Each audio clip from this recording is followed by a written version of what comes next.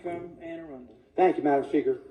Colleagues, if we are going to seek to have a truly open and honest debate, I think it is imperative that we do seek out as much data, facts, evidence, analysis, and reason so that we can all make a very well-informed decision on a piece of legislation such as this that is so consequential and so impactful. We should be looking at some of the data that's already out there, such as a recent study by the Department of Justice that concluded that 90% of crimes with a handgun were obtained illegally. We should be looking no further than New York, Chicago, Washington, D.C., where we have some of the most restrictive gun control laws in the country, yet they have some of the highest violent crime rates in the country. Look, all of us in here will do anything to make sure that we can ensure the safety and protection of our children and our students.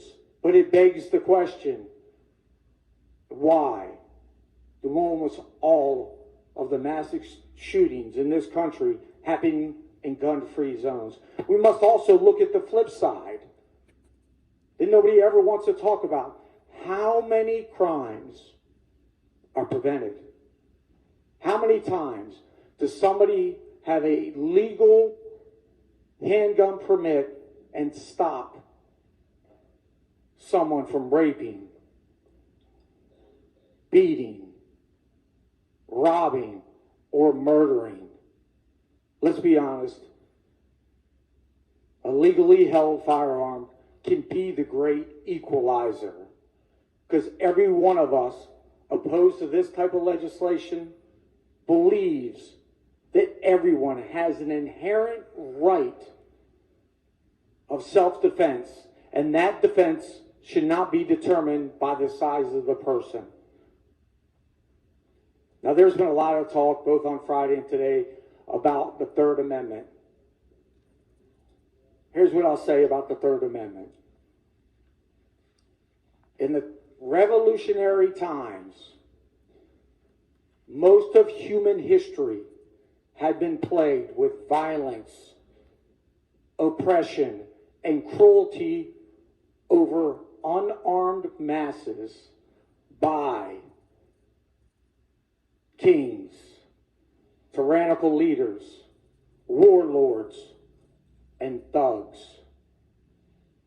So when we won the American Revolution against all odds and miraculously, and we set forth to set up a new form of government, an experiment that had never been tried before, the first thing they said was, we must have a government for the people, by the people, with certain inalienable rights that come from God and not from government. And to do that, number one, we must make sure that they have the freedom of speech. Number two, they must be able to provide their own self-protection. The Third Amendment, and I can read it to you, as the good delegate from Baltimore County pointed out, in their most recent history, they were forced to house and harbor the armed enemy. And they said, we must never be forced to do this again. That's why it's in the Third Amendment. And both on Friday and again today, the 13th Amendment and slavery was brought up in defense of this bill. Colleagues, let me remind you, it was not my party that supported slavery, Jim Crow, or fought against women's suffrage. Now, I don't believe there's a single person in here that supports those things, but if you want to make a powerful argument, please do not project the sins, atrocities, and evils of the past onto us, and instead, let's stay on the data and the facts so that we can continue to preserve the rights of our citizens to protect themselves with the Second Amendment. With that, I move the amendment, Madam Speaker. On the amendment, all in